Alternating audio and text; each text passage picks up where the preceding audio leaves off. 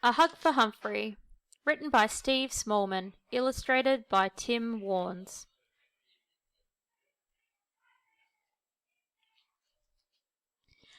There was a new toy in the bedroom. He was small, soft and floppy, and had a squidgy tummy covered in stripes. His name was Humphrey.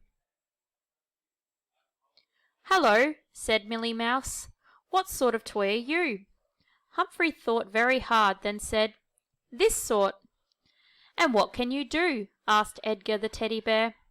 Humphrey thought even harder. "Something good," he said, "but I don't know what it is yet." "We'll help you to find out," said the toys. "Squeak, squeak!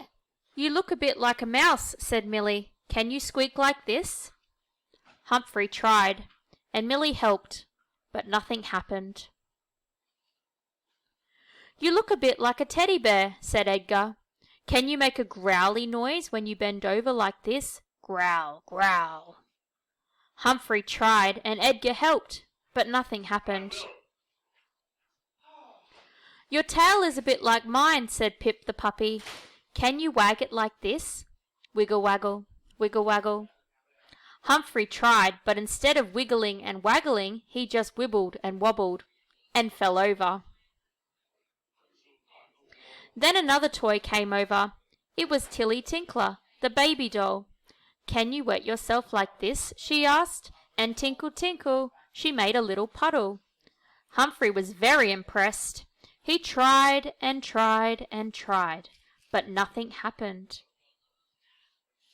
Humphrey was worn out.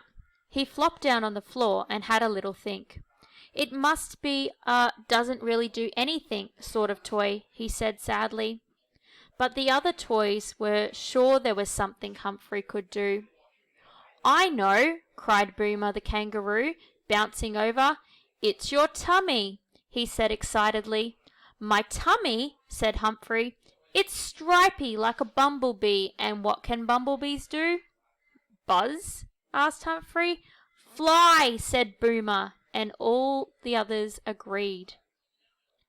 Millie and Boomer helped Humphrey up onto the bed. "Now, when you're ready, jump!" the toys all shouted. But Humphrey wasn't ready. The bed was very high, and the floor was a very long way down. His knees started to shake, and his tummy felt all wibbly. "I'm not a bee," he cried, "and I don't think I'm supposed to fly." Boomer decided to help. "Try bouncing a bit first, like this," he said. "Boing, boing." Then Millie joined in. They bounced up and down, getting higher and higher. "Look, Humphrey, I'm flying," Millie squeaked. But then... Boing, thump, squeak! Millie fell off the bed and landed in a heap on the carpet. "Don't worry, Millie, I'm coming," Humphrey called as he slid down the duvet to land flump on the floor. He scooped Millie up in his arms and gave her a big hug.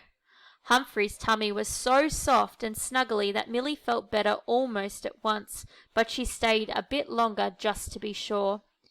"Thank you, Humphrey," she sighed. "That's the best hug I've ever had." "Hugging!" Humphrey cried. "That's what I can do. Who wants a hug?"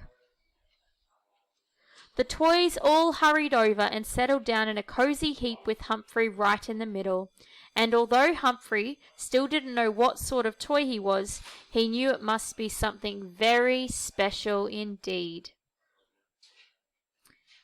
And that's the story of Hug for Humphrey.